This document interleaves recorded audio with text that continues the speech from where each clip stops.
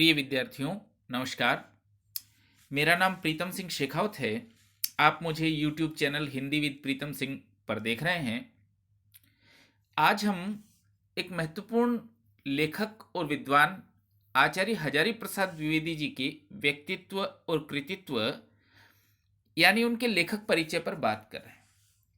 तो आज हम आचार्य हजारी प्रसाद द्विवेदी जी के परिचय पर बात करते हुए सर्वप्रथम उनके जीवन काल के बारे में बात कर रहे हैं। 1907 से 1979 ईस्वी उनका जीवन काल है। देखिए, आचार्य हजारी प्रसाद द्विवेदी जो है, उनके नामकरण की भी एक कहानी है। आचार्य हजारी प्रसाद द्विवेदी एक विपन्न ब्राह्मण परिवार में जन्मे और जब वो जन्मे तो घर वालों को कहीं से 1,000 रुपए की आमदनी प्राप्त हुई। उस दिन को स्मरणीय बनाने के लिए उन्होंने लड़के का नाम हजारी प्रसाद रखा। हजारी प्रसाद द्विवेदी जी का जन्म उत्तर प्रदेश के बलिया जिले का एक गांव जिसका नाम है आरत दुबे का छपरा। आरत दुबे का छपरा नामक गांव में जन्मे आचार्य हजारी प्रसाद द्विवेदी बनारस हिंदू विश्वविद्यालय के छात्र रहे। बाद में शांति निकेतन में भी अध्यापक रहे। काशी हिंदू विश्वविद्यालय में हिंदी विभाग के अध्यक्ष रहे। और आचार्य हजारी प्रसाद द्विवेदी जी का जो साहित्यिक अवदान है वो किस किस रूप में हमारे लिए स्मरणीय है। वो निबंधकार के रूप में महत्वपूर्ण है, उपन्यासकार के रूप में महत्वपूर्ण है, आलोचक के रूप में महत्वपूर्ण है, साहित्य इतिहासकार के रूप में महत्वपूर्ण है और पाठ संपादक। पाठ संपादक का अर्थ आप समझिए, जो पुरानी पांडुलिपियां हमें ग्रंथों की प्राप्त होती है उससे किसी ग्रंथ का वास्तविक स्वरूप बनाना, इसे पाठ संपादन कहते हैं। जैसे आचार्य रामचंद्र शुक्ल ने भी पाठ संपादन किया है, हजारी प्रसाद द्विवेदी जी ने भी पाठ संपादन किया है।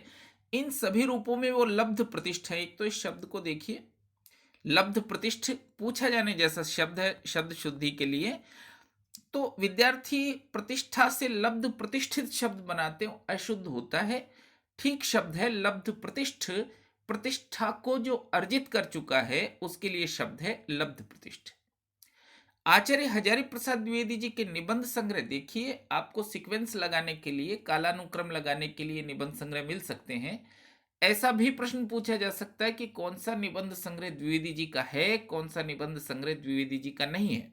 तो उनके जो निबंध संग्रह, उनके नाम देखिए। अशोक के फूल 1948 ईस्वी में, कल्पलता 1951 ईस्वी में, विचार और वितर्क 1954 ईस्वी में, विचार प्रवाह उनका एक निबंध संग्रह 1959 ईस्वी में, कुटज उनका प्रसिद्ध निबंध संग्रह 1964 ईस्वी में और आलोक पर्व 1972 ईस्वी।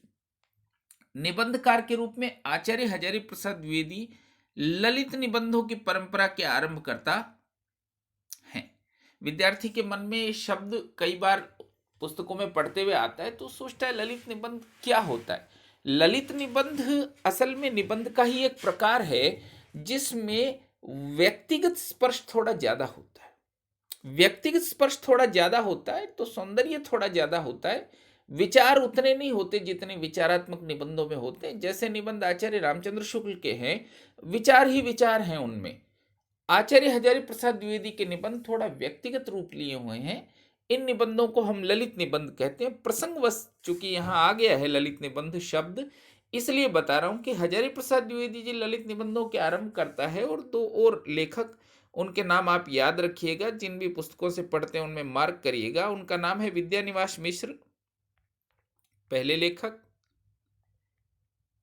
और दूसरे जो लेखक हैं उनका नाम है कुबेर नाथ राय।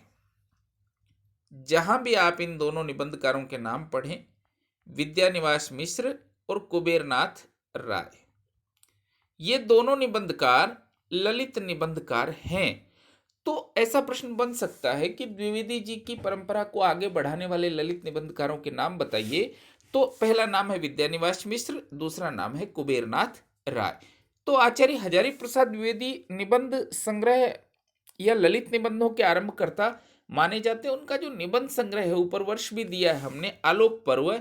आलोक पर्व पर आचार्य हजारी प्रसाद द्विवेदी को एक महत्वपूर्ण सम्मान प्राप्त हुआ है, साहित्य अकादमी सम्मान प्राप्त हुआ है। मैं प्राय कवि परिचय में यह पाठ पढ़ाते हुए अकादमी सम्मान या ज्ञानपीठ सम्मान के बारे में बात करूंगा।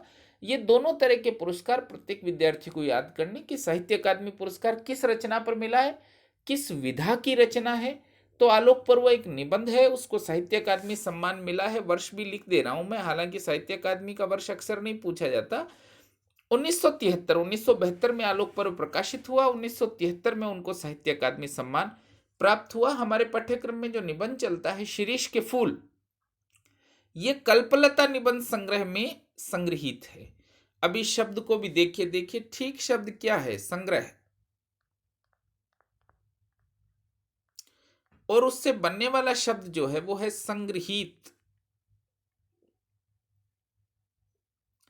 शब्द शुद्धि के लिए भी पूछे जाने वाला शब्द है संग्रहित, ऐसे लिखा जाता है। देखिए इसको, तो आलोक पर्व के लिए द्विवेदी जी को साहित्य अकादमी सम्मान 1973 में प्राप्त हुआ है। साहित्य इतिहासकार के रूप में भी हजारी प्रसाद द्विवेदी जी बहुत महत्वपूर्ण है कि आचार्य रामचंद्र शुक्ल की दी हुई जो स्थापना है उनसे थोड़ा अलग हटकर स्थापना उन्होंने दी है। तो उनकी पुस्तकों को वर्ष के साथ हमको याद रखना है। हिंदी साहित्य की भूमिका 1940 ईस्वी में।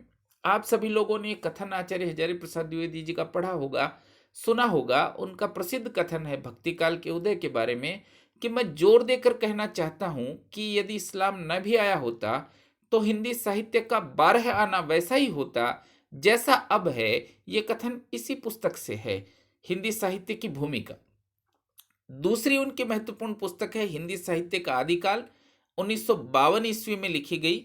हिंदी साहित्य उद्भव और विकास 1953 ईस्वी में लिखी गई। ये साहित्य इतिहास की उनकी 3 पुस्तकें हैं, तीनों बहुत महत्वपूर्ण हैं। इसके अलावा हजारी प्रसाद द्विवेदी जी ने उपन्यास भी लिखे। उपन्यासकार के रूप में भी वो बहुत प्रसिद्ध है। बाणभट्ट की आत्मकथा, बाणभट्ट की आत्मकथा उनका एक उपन्यास है, 1947 ईस्वी में लिखा गया है। चारु चंद्रलेख उनका एक उपन्यास है, 1963 ईस्वी में लिखा गया है। पुनर्नवा उनका एक उपन्यास है, 1973 ईस्वी में लिखा गया है। और अनामदास का पोथा 1976 ईस्वी में लिखा गया है। आचार्य हजारी प्रसाद द्विवेदी जी ने आलोचनात्मक पुस्तकें भी लिखी है। उनकी प्रथम आलोचनात्मक पुस्तक, देखिए पूछा जाने जैसा सवाल है, परीक्षार्थियों को झंझट में डालने वाला सवाल है, क्योंकि ये जो पुस्तक है सूर साहित्य 1936 ईस्वी में अधिक लोकप्रिय नहीं है। अधिक लोकप्रिय नहीं है, वो आलोचक के रूप में लोकप्रिय हुए हैं या स्थापित हुए हैं कबीर से 1942 ईस्वी में। कबीर के बारे में आप गाइड में, साहित्य इतिहास की किताबों में जो भी पढ़ते हैं उसका अधिकांश स्वरूप आचार्य हजारी प्रसाद द्विवेदी जी की पुस्तक कबीर पर आधारित है। तो इसका वर्ष भी पूछा जा सकता है, 1942 ईस्वी। आचार्य हजारी प्रसाद द्विवेदी ने पाठ संपादन भी किया है नाथों और सिद्धों की वाणियों का। नाथ और सिद्ध कवि जो आदिकाल की पृष्ठभूमि में मौजूद हैं, उनकी वाणियों का उन्होंने संपादन किया है। संक्षिप्त पृथ्वीराज रासो, इसका भी उन्होंने संपादन किया। देखिए पृथ्वीराज रासो को कुछ लोग प्रामाणिक, कुछ अप्रामाणिक मानते। आचार्य हजारी प्रसाद द्विवेदी उसे अर्ध प्रामाणिक मानते। उन्हीं सर्गों को, उन्हीं हिस्सों को ठीक मानते हैं जिसका आरंभ शुक और सुकी के संवाद से होता है। इसको याद रखिएगा, ये खुद में एक सवाल है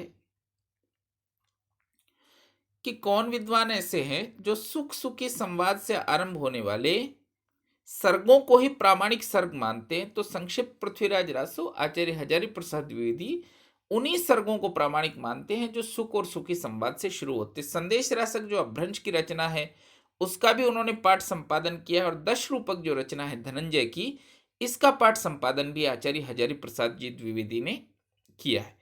इसके अलावा भी उनकी रचनाएं, उन पर प्रश्न पूछे जाते हैं। कालिदास की लालित्य योजना उनकी एक रचना है। मध्यकालीन बोध का स्वरूप उनकी एक रचना है। और प्राचीन भारत के कलात्मक विनोद उनकी एक रचना है। सभी विद्यार्थी जो इस वीडियो को देखे हैं इसको नोट करने की कोशिश करें, स्क्रीनशॉट ले लीजिए। आप कवि परिचय के लिए कम से कम एक अभ्यास पुस्तिका डालिए। जितने भी कवि या जितने भी लेखक आपके पाठ्यक्रम में चल रहे हैं उनका परिचय अधिकतम सूचनाओं के साथ, अधिकतम महत्वपूर्ण सूचनाओं के साथ, सभी तो सूचनाएं नहीं, अधिकतम महत्वपूर्ण सूचनाओं के साथ आप लोग याद करिए। आप सभी लोगों को बहुत धन्यवाद। कल फिर हम एक नए वीडियो के साथ आपको